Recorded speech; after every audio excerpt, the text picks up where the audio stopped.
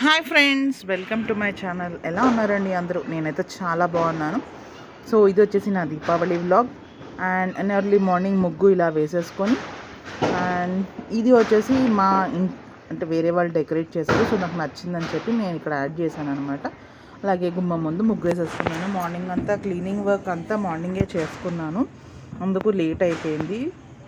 So ఇక్కడ లేచిన వెంటనే పప్పు కూడా నానబెట్టేశాను గారెల కోసం అనేసి. కడిగేసి పక్కన పెట్టేశాను అనమాట. అండ్ ఒకవైపు పాలు తెచ్చి పాలు మరగబెట్టుకొని, అలాగే డైనింగ్ టేబుల్ మొత్తం ఇలా మెస్సీగా ఉంటే మొత్తం క్లీన్ చేసేసుకున్నాను. అండ్ ఫ్రెష్ అయిపోయిన తర్వాత ఇవన్నీ బయట తెచ్చిన క్రాకర్స్ మొత్తం బయట ఎండ్లో పెట్టాము ఒకసారి. ఇది వచ్చేసి మా పాప అవుట్ఫిట్ అనమాట. ఇలా డ్రెస్ అది వేసి తనని రెడీ చేసేసి ఉంచాను. అండ్ నాకు ఈ వాయిస్ ఓవర్ అంటే ఈ దివాళీ వ్లాగ్ నేను కొంచెం లేట్గా పోస్ట్ చేస్తున్నాను. యాక్చువల్గా ఈరోజు అంటే సండే పోస్ట్ చేయాలి, బట్ నేను మండే పోస్ట్ చేస్తున్నాను. నాకు చాలా సివియర్ హెడేక్గా ఉందండి. సో అందుకనేసి నేను మండే పోస్ట్ చేస్తున్నాను. ఈ వ్లాగ్ నేను వాయిస్ ఓవర్ ఇస్తున్నప్పుడు కూడా ఇంకా హెడేక్ అలాగే ఉంది. అండ్ సౌండ్స్ అంటారా, నేను యాక్చువల్గా ఈ సౌండ్స్ వస్తున్నాయని ఈ క్రాకర్ సౌండ్ ఉంటుందని చెప్పేసి నేను వ్లాగ్ కూడా కాస్త డిలే అవ్వడానికి ఇది ఒక రీజన్ అయ్యింది. బట్ ఇంకా ఈ క్రాకర్ సౌండ్ అనేది కంటిన్యూ అవుతుంది. డే అండ్ నైట్ అందరూ ఎవరో ఒకరు పేలుస్తూనే ఉన్నారు. సో ఇంకా నేను వాయిస్ ఓవర్ ఇవ్వడానికి ఇంకా నైట్ టైం అంటే నాకు అవ్వదు మళ్ళీని. సో అందుకనేసి ఈవెన్ నైట్ 12-1 వరకు కూడా పేలుస్తున్నారు. ఇంకా సరే అనేసి ఇచ్చేస్తున్నాను. నేను ఇక్కడ ఏం చేశానంటే అట్లపిండి ముందు రోజు ఫ్రైడే వెళ్ళి తెచ్చేసుకున్నానండి. 30 రూపీస్ హాఫ్ కిలో అన్నాడు. సో హాఫ్ కిలో తెచ్చుకున్నాను. యాక్చువల్గా ఇడ్లీ తెద్దాం అనుకున్నాను, దోశ తెచ్చాను.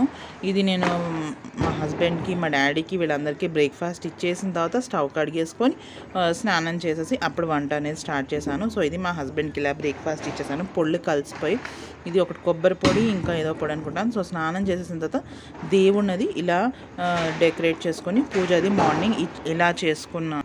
మార్నింగ్ అయితే సింపుల్గానే పూజ చేసేసుకున్నాను అండి.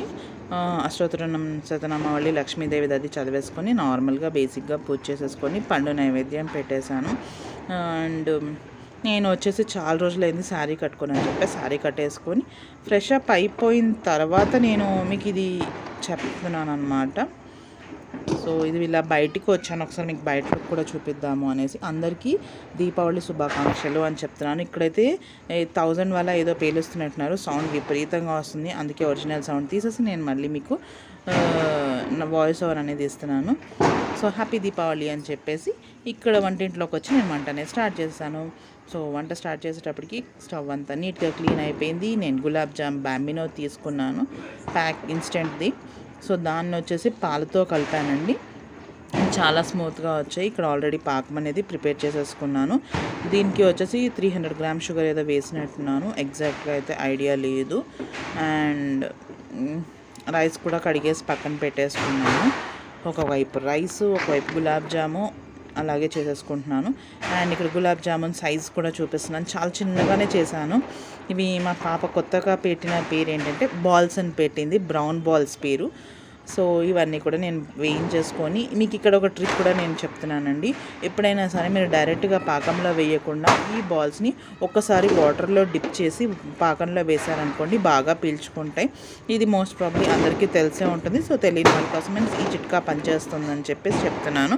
ఇక్కడ క్రాకర్ సౌండ్ చాలా ఎక్కువగా ఉంది. నా వాయిస్ని కూడా డామినేట్ చేయొచ్చు. సో ఇంకా ఇక్కడ ఈ వ్లాగ్ని లేట్ చేయకూడదు అని చెప్పేసి పోస్ట్ చేయాలి అనేటటువంటి దాంతో నేనైతే వాయిస్ ఓవర్ అనేది ఇస్తున్నాను. సో నేను దీన్ని ఇగ్నోర్ చేయలేను. అండ్ అవి వచ్చేసి గోల్డెన్ బ్రౌన్గా వేగిపోయాయి. సో ఇవన్నీ నేను తీసేసి వాటర్లో వేసి నేను అప్పుడు పాకంలో వేస్తాను. సో ఇక్కడ వచ్చేసి నేను చూస్తున్నారు కదా. అండ్ మార్నింగ్ కూడా మా పాప ఈ దివాళీకి ఫస్ట్ టైం క్రాకర్స్ అనేది కాల్చింది. తనకి ఇంతవరకు భయం అన్నమాట, ఎవరైనా ఎదురుగుండా కాలుస్తుంటే కూడా భయపడిపోయేది. బట్ ఈసారి అయితే బాగానే కాల్చింది. అవి కూడా తాళ్ళు కాకరపోతులే కాల్చింది. తాళ్ళు అండ్ థ్రెడ్స్లా ఉంటాయి కదా, సో అవి కాకరపోతులు కాల్చింది. అండ్ అది కూడా మీకు ఫస్ట్లో మార్నింగ్ ఒకటి కాల్చినప్పుడు క్లిప్ కింద యాడ్ చేశాను. నైట్వి కూడా నేను ఇంకా యాడ్ చేస్తాను. సో ఇలా ఓవరాల్గా ఫ్రై చేసేసుకున్నాను. అండ్ నేను ఈరోజు స్పెషల్ అయితే ఎక్కువగా చేయలేదు అని అనుకోవాలి. పులిహోరను గులాబ్ జామే చేశాను. సో ఇక్కడ గులాబ్ జామున్ చేసుకున్నాక పులిహోర కూడా నేను పెద్దగా అంటే ఎక్కువగా చేయలేదు. సో నేను కొంచెం కొంచెంగానే చేసుకున్నాను. ఎందుకంటే ఇవి చెల్లట్లేదండి అస్సలు. ఎంతమంది ఉన్నా సరే ఎంత తక్కువ చేస్తే అంత తక్కువలో కూడా ఇంకా ఉండిపోతున్నారు తప్ప చెల్లట్లేదు.